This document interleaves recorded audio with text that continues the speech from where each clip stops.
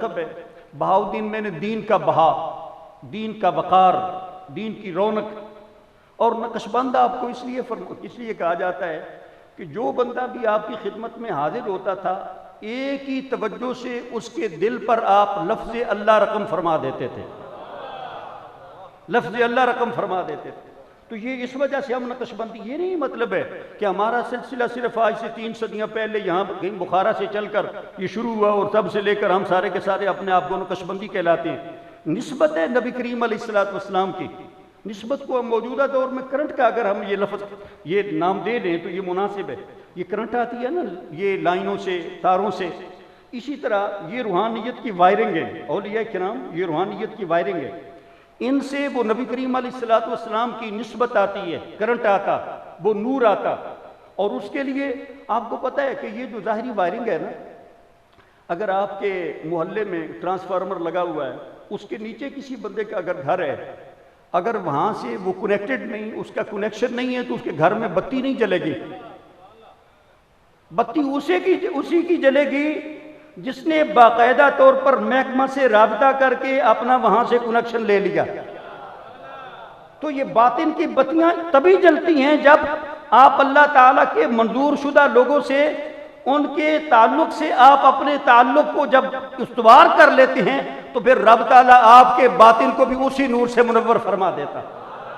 تو یہ تو ایک نور ہے، اور میں سمجھتا ہوں یہاں ہمارا آنا جانا یہ نور کا لین دین ہے، نور کی تجارت ہے، نور کا بزنس ہے۔ بیعت آپ جسے کہتے ہیں نا، بیعت کا معنی بزنس ہی ہے، یہ نور کا بزنس ہے۔ ہم اپنی خواہش کو بیچتے ہیں، اپنے مال کو بیچتے ہیں، اور اس کے بدلے میں اللہ تعالیٰ ہمیں اپنی رضا عطا فرما دیتا۔ تو جس طرح آپ کو پتہ ہے کوئی بھی ملٹی نیشنل کمپنی ہے تو اس کے لیے جو اس کا فرنچائز ہولڈر ہوتا ہے یا جو بھی اس کا نائب یا ایجنٹ ہوتا، آپ کو اسی سے جا کر اس کا سودا لینا پڑتا۔ تو اسی طرح یہ ہر ایک بندہ بیٹھ کر نا یہ اس طرح دکان لگا لے اور وہ کہے کہ میں اسی طرح یہ برانڈ یہ چیزیں بیچتا ہوں، تو وہ بیچ نہیں سکتا، اس کا چلان ہو جاتا۔ تو اسی طریقے سے یہ حضرت خواجہ محمد معصوم سرندی علیہ الرحمہ فرماتے کہ جو بندہ پیچھے سے مجاز نہ ہو اور اس کا اپنا باطن کا تزکیہ نہ ہو، تو وہ اگر کسی کا تزکیہ تھوڑی دیر کے لیے تھوڑا سا کر بھی لے تو سالک کی سارے لطائف کی گندگی اس کے لطائف کو لگ جائے گی۔ یہ تزکیہ کا نا ایک پورا ایک سسٹم ہے۔ حقیقی طور پر تو مزکی ہے رب تعالیٰ، پاک کرنے والا اللہ تعالیٰ۔ قرآن کریم میں ارشاد ہے بل اللہ یزکی من یشاء، اللہ تعالیٰ جس کا چاہتا ہے اس کا تزکیہ فرما دیتا، اس کا باطن پاک فرما دیتا ہے۔ ہمارے باطن میں نا کچھ گندگیاں لگ جاتی ہیں، یہ ایک ہمارا ظاہر ہے اور ایک ہمارا باطن ہے۔ باطن کو قلب کا نام بھی دیتے ہیں، روح کا نام بھی دیتے ہیں، نفس کا نام بھی دیتے ہیں۔ تو روح کو کچھ یہ گندگیاں لگ جاتی ہیں، نجاستیں لگ جاتی ہیں۔ تو یہ جو اللہ تعالیٰ کے بندے ہیں، اللہ تعالیٰ نے اپنے بندوں کی دھلائی کے لیے، ان کی طہارت کے لیے یہ اپنی صفت تزکیہ کا مظہر سب سے پہلے اپنے مصطفیٰ کریم علیہ السلام کو بنایا۔ قرآن کریم میں 4 مرتبہ نبی کریم علیہ السلام کا منصب تزکیہ بیان فرمایا گیا۔ وَيُزَكِّيهِمْ وَيُزَكِّيهِمْ وَيُزَكِّيكُمْ، نبی کریم علیہ السلام تمہارا تزکیہ فرماتے ہیں، تزکیہ فرماتے ہیں۔ بلکہ یہ صرف اس سے کوئی یہ بندہ یہ نہ سمجھے کہ یہ نبی کریم علیہ السلام تو اپنے دور کے لوگوں کا صرف تزکیہ فرماتے تھے، اب تو پھر یہ نبی کریم علیہ السلام ڈائریکٹ تزکیہ فرمائیں پھر بھی حضور کا تزکیہ ہے، انڈائریکٹ فرمائیں پھر بھی حضور کا تزکیہ۔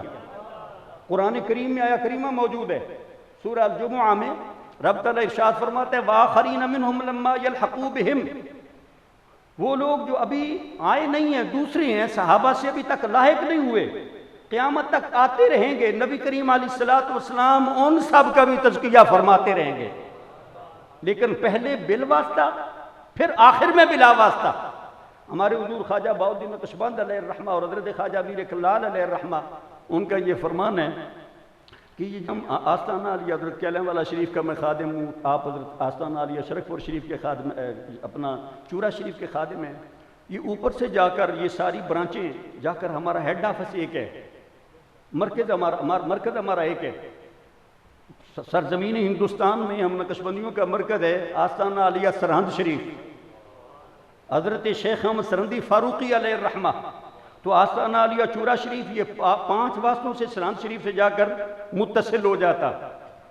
آستانہ عالیہ، چورا شریف 5 واسطوں سے، اور یہاں پر جو اس وقت جو خیرات بٹ رہی ہے نا، نقشبندیوں کی ایک بہت بڑی شخصیت ہے حضرت خواجہ عبد الرحیم، حضرت شاہ عبد الرحیم، آپ نے نام سنا ہوگا، شاہ ولی اللہ صاحب کا نام تو ہر بندہ جانتا ہے، ان کے والد گرامی، وہ ارشاد فرماتے ہیں کہ ایک بار میں زیارت ہوئی شہنشاہ ولایت جناب علی المرتضیٰ رضی اللہ تعالیٰ عنہ کی، تو میں نے ان سے پوچھا کہ اس وقت جو ہم صوفیاء میں نبی کریم علیہ السلام کی امت میں ایک نور تقسیم ہو رہا ہے، جس کے لیے کوشش ہم کرتے ہیں کہ وہ نور ہمارے سینے میں آ جائے، اور اس کے لیے ہم بڑی محنت بھی کرتے ہیں، آستانوں کی خدمت کرتے ہیں، اتنا عرصہ گزارتے ہیں، تو کیا یہ وہی نور ہے جو نبی کریم علیہ السلام نے آپ صحابہ کو عطا فرمایا، یا اس کے اندر کوئی چینجنگ ہو گئی، اس کے اندر کوئی گڈمڈ ہو گئی کوئی چیز، وہ اصل نہیں ہے؟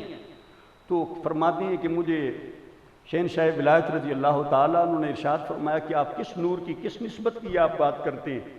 تو میں نے جب وہ نسبت نقشبندیہ جب انہیں پیش کی، تو حضرت شہنشاہ ولایت رضی اللہ تعالیٰ عنہ نے ارشاد فرمایا یہ وہی نور، وہی نسبت ہے جو نبی کریم علیہ السلام نے ہم صحابہ کو عطا فرمایا تھا، یہ بالکل وہی نور، اور قیامت تک اس کے اندر چینجنگ نہیں آئے گی، جو چینجنگ کرے گا وہ خود ختم ہو جائے گا۔ کتنے آستانے ہیں ان کے نام ختم ہو گئے، جب انہوں نے اس کے اندر چینجنگ کرنے کی کوشش کی وہ نام ختم ہو گئے، اس کے اندر چینجنگ نہیں ہوگی، قیامت تک یہ نور اسی طرح رہے گا۔ مجھے ان لوگوں سے اختلاف ہے جو کہتے ہیں جناب پہلے تو تھے اب نہیں ہے، کیا نبی کریم علیہ السلام کا دین ختم ہو گیا؟ کیا بخاری شریف دنیا سے اٹھا لی گئی ہے؟ جب تک نبی کریم علیہ السلام کا ظاہر دین رہے گا تب تک نبی کریم علیہ السلام کی باطن کی دولت بھی امت میں جاری و ساری رہے گی، یہ تو حقیقت ہے، اسے نہیں جھٹلایا نہیں جا سکتا۔ تو ہمارے ہاں یہ جو نسبت ہے، یہ نسبت نقشبندیہ ہے، ویسے سارے سلسلے نور علی نور ہیں، میں قادریہ کا بہت بڑا مداح ہوں، فین ہوں حضور غوث اعظم رضی اللہ تعالیٰ عنہ کا، اور اس بات کا متمنی ہوں کہ نسبت نقشبندیہ کے ساتھ نسبت قادریہ کا جرعہ بھی نصیب ہو جائے، ایک گھونٹ نصیب ہو جائے۔ وہ بہت بڑے یعنی سرتاج الاولیاء چشتی بہت بڑے ہیں، سوروردی بہت بڑے ہیں، شاذلی بہت بڑے ہیں، لیکن حضرت مجدد الافسانی علیہ الرحمہ فرماتے ہیں کہ ہمارا سلسلہ نقشبندیہ 4 وجوہ سے، 4 اعتبار سے دوسرے سلاسل سے فائق ہے۔ نقشبندی سلسلہ 4 نسبتوں، 4 وجوہ کے اعتبار سے، 4 خصوصیات کے اعتبار سے دوسرے سارے سلاسل سے فائق ہے۔ فرماتے ہیں پہلی بات یہ کہ اس سلسلے کی نسبت، اس کا انتساب ہے سید الصحابہ، افضل الصحابہ، خلیفہ اول بلا فصل سیدنا حضرت ابو بکر صدیق رضی اللہ تعالیٰ عنہ سے، چونکہ سیدنا صدیق اکبر رضی اللہ تعالیٰ عنہ سارے صحابہ سے افضل ہیں، جو نسبت ان سے منسوب ہے وہ نسبت ساری نسبتوں سے افضل ہے۔ ہمارا یہ جو انتساب ہے نا سیدنا صدیق اکبر سے، ہم صدیقی ہیں اور ہمیں اس بات پہ فخر ہے۔ اور میں اس سلسلے میں نسبت کے متعلق ایک تو یہ میں سمجھتا ہوں، پہلے میں یعنی اب بھی بچے ہی ہوں، لیکن پہلے میں یہ سمجھتا تھا کہ یہ نسبت صرف اور صرف وابی ہوتی ہے۔ وابی کا معنی عطائی، اوپر سے ملنے والی، جس طرح کی گلاس ہے نا، گلاس کے نیچے گلاس میں اگر پانی آتا ہے نا تو اس پانی کے حصول میں گلاس کی اپنی کوئی کوشش نہیں ہے، جگ ہے وہ اس کے اندر انڈل کر اسے بھر دیتا۔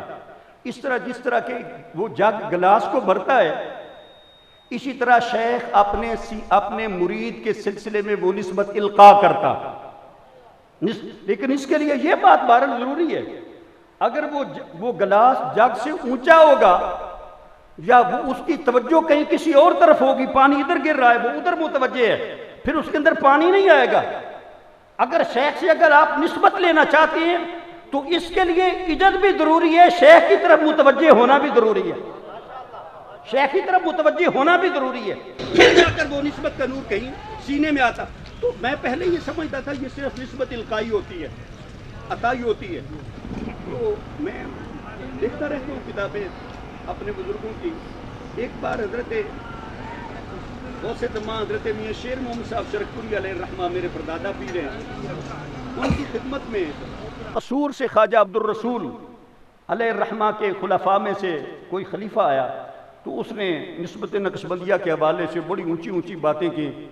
تو آپ نے ارشاد فرمایا دعویٰ تو رکھتے ہو نسبت صدیقی کا اور گھر کو مال و منال سے بھرا ہوا ہے، اگر صدیقی ہو تو پھر صدیقی بننے کی بھی کوشش کرو۔ اس سے میں یہ سمجھتا ہوں کہ یہ نسبت صدیقیہ وہابی بھی ہے، نسبت صدیقیہ کسبی بھی ہے۔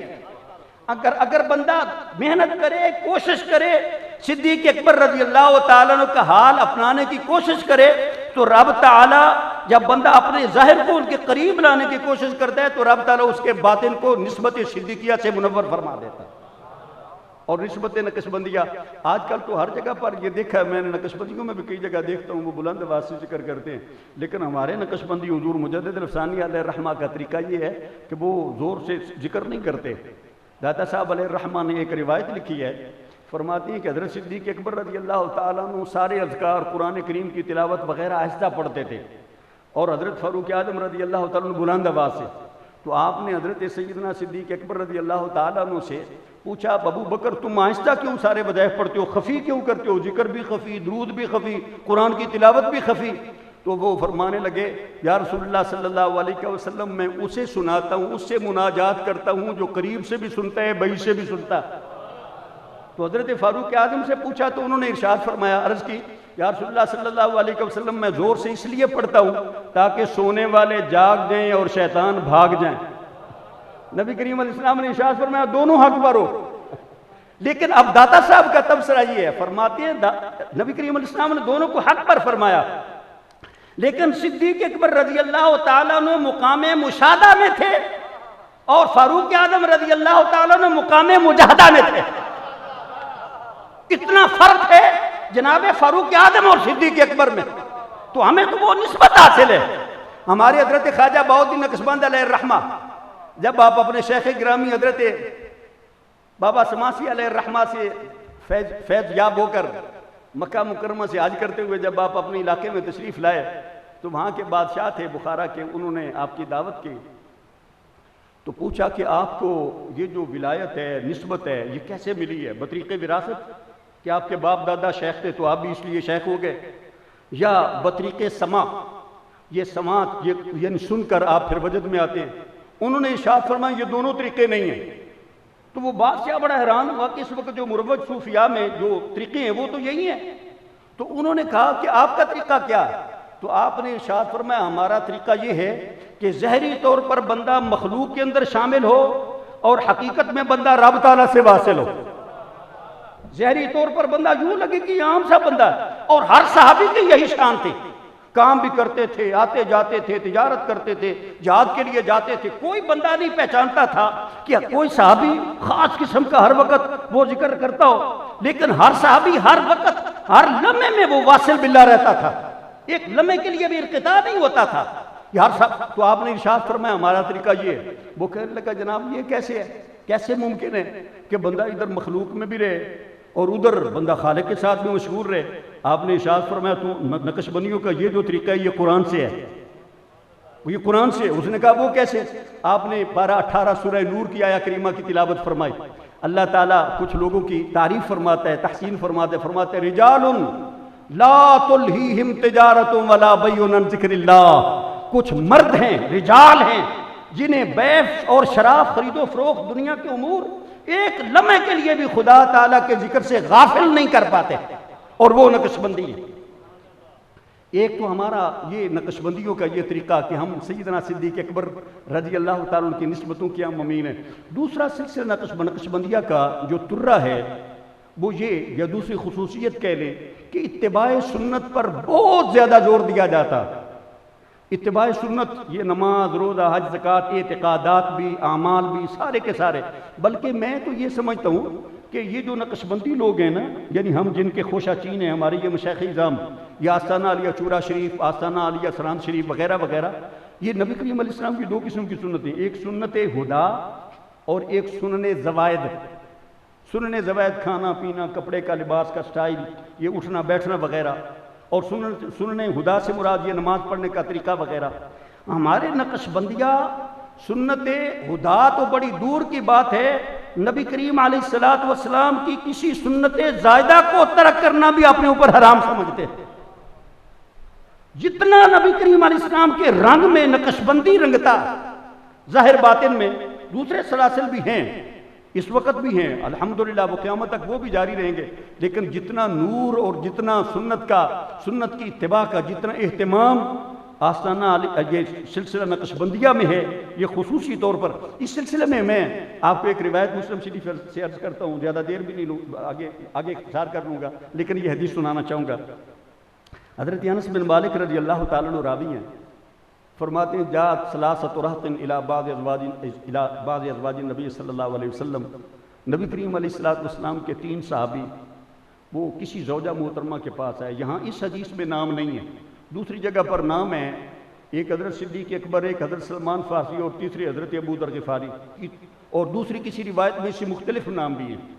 وہ آئے اور آ کر یسألون عن عبادت النبی صلی اللہ علیہ وسلم، اماں جی سے پوچھنے لگے، یا اماں جی آپ یہ بتائیں کہ نبی کریم علیہ السلام کے عبادات کے معمولات کیا ہیں، آپ کتنی عبادت کرتے ہیں، کتنا آپ آرام فرماتے ہیں۔ یہ ہوتا ہے شیخ اور مرید کا تعلق، کہ مرید ہر وقت اپنے شیخ کی ہر ادا کو فالو کرنے کی کوشش کرے، اس لیے صحابہ یہ سوال کرتے تھے۔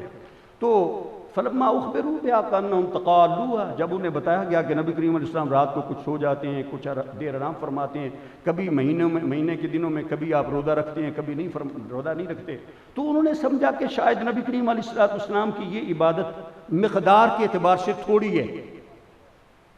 تو ایک نے کہا قال بعض مما انا فاصوم النهار ابدا ولا افطر، جہاں تک میرا تعلق ہے میں تو ہمیشہ روزہ رکھا کروں گا، کبھی بھی سال کے سارے دنوں میں سوائے 5 ایام کے کبھی روزہ نہیں افطار کروں گا۔ دوسرے نے کہا میں ہمیشہ رات کو قیام کروں گا۔ تیسرے نے کہا کبھی اپنی زوجہ کے پاس نہیں جاؤں گا۔ صحابہ یہ بات کہہ کر چلے گئے، نبی کریم علیہ السلام تشریف لائے، اماں جی نے سارا واقعہ ان سے عرض کیا، نبی کریم علیہ السلام فوراً مسجد شریف میں تشریف لے آئے۔ صحابہ کو جمع فرما کر آپ نے ارشاد فرمایا الا قلتم کذا و کذا انتم الذین قلتم کذا و کذا، کیا تم نے ایسی بات کہی، وہ فلاں تو نے کہا میں ہمیشہ روزہ رکھوں گا، تو نے کہا میں ہمیشہ رات کو قیام کروں گا، تو نے کہا کبھی زوجہ کے پاس نہیں جاؤں گا۔ آپ نے ارشاد فرمایا سنو، اما واللہ انی لاخشاکم للہ واتقاکم لہ، میں تم سب سے ہر نسبت سے، ہر اعتبار سے اللہ تعالیٰ سے زیادہ ڈرنے والا بھی ہوں، زیادہ تقوی والا بھی ہوں۔ اس کے باوجود میرے معمولات یہ ہیں کہ سال کے دنوں میں کبھی روزے رکھتا ہوں، کبھی نہیں روزے رکھتا، رات کا کچھ حصہ قیام فرماتا ہوں، کچھ حصہ آرام فرماتا ہوں، اور کبھی ازواج مطہرات کو شرف یاب فرماتا ہوں، کبھی نہیں فرماتا۔ اور آپ نے آخر پہ ایک جملہ ارشاد فرمایا جو میں سمجھتا ہوں صوفیاء کا حرز جان ہے، یہ قیمتی اثاثہ۔ آپ نے ارشاد فرمایا من راغب عن سنتی فلیس منی، جس بندے نے میری سنت سے اعراض کیا وہ مجھ سے نہیں ہے، وہ مجھ سے نہیں۔ میرے بزرگ حضرت شاہ حسین رحمۃ اللہ علیہ مکان شریف والے مدینہ طیبہ میں تشریف لے گئے، تو انہیں وہاں سے حکم ہوا کہ آپ ہندوستان میں چلے جائیں۔ یہ تقریباً 1900 سے پہلے کی بات ہے، 1800 کچھ کی بات ہوگی میرا خیال ہے۔ ان کا زمانہ اور حضور خواجہ نور محمد چراہی علیہ الرحمہ کا زمانہ دونوں کا ایک ہوگا۔ تو وہ انہیں جب وہاں سے حکم ہوا کہ آپ یہاں تشریف لے چلے، تو آپ نے عرض کی یا رسول اللہ صلی اللہ علیہ وسلم ہندوستان میں چلا جاؤں گا، آپ سے دور ہوں گا، ہجر فراق اگر تنگ کرے گا تو کیا کروں گا؟ آپ نے ارشاد فرمایا سنبھال میں کشمیر میں ایک میرا خادم ہے حافظ غلام محمود، یہ کھڑی شریف ہے نا اس کے قریب ہے سنبھال شریف، چھوٹا سا گاؤں، وہاں اگر کبھی میرا ہجر تمہیں زیادہ بے قرار کرے تو ان کے پاس چلے جانا، ادھر سے بھی تمہیں وہی نسبت اور وہی نور ملے گا جو تجھے مدینہ طیبہ سے ملتا۔ آپ تشریف لے آئے، کچھ عرصہ ٹھہرنے کے بعد آپ وہاں سنبھال میں تشریف لے گئے، تو حضرت صاحب نے ان کا استقبال فرمایا، ضیافت فرمائی، تو آپ نے ارشاد فرمایا کہ یہ کھانا ہے آپ کے لیے، کھانا کھاؤ۔ ہمارے بزرگوں نے فرمایا جناب آپ بھی کھانا کھائیں، تو انہوں نے کہا جناب مجھے تو 12 سال ہو گئے میں کھانا نہیں کھاتا۔ تو ہمارے بزرگوں نے فرمایا جناب آپ یہ ارشاد فرمایا کہ کھانا کھانا سنت ہے یا نہ کھانا سنت ہے، کھانا کھانا سنت ہے یا نہ کھانا سنت ہے؟ تو فرمانے لگے ویسے تو کھانا کھانا سنت ہے۔ تو آپ نے فرمایا اچھا پھر حضور کی سنت سمجھ کر آج کھانا کھاؤ۔ صرف 3 لقمے کھانا کھائے۔ صبح جب دونوں حضرات کی ملاقات ہوئی تو حافظ صاحب سنبھال شریف والے حضرت شاہ حسین رحمۃ اللہ علیہ سے فرمانے لگے شاہ صاحب 12 سال کے مجاہدے سے وہ چیز میسر نہیں آئی جو 3 لقمے سنت سمجھ کر کھانا کھانے سے میسر آ گئی۔ تو یہ ہے سنت کا نور جو اتباع جو حضرات نقشبندیہ بانٹتے ہیں۔ تو مجھے ان لوگوں سے کوفت ہے، نقشبندی بھی کہلاتے اور نقشبندی رنگ نہیں اپناتے، نقشبندی تو چلتا پھرتا، نظر آ جاتا ہے کہ یار یہ کسی نقش بندی سلسلے میں کسی نقش بندی شیخ کا یہ مرید ہے. آپ دیکھیں یہ جتنے آپ کے شیخ ہیں ان میں سے کوئی شیخ داڑھی منڈا ہے؟ کوئی تارک شریعت ہے؟ یہ کیوں؟ کیا ان کی کوئی مجبوری ہے؟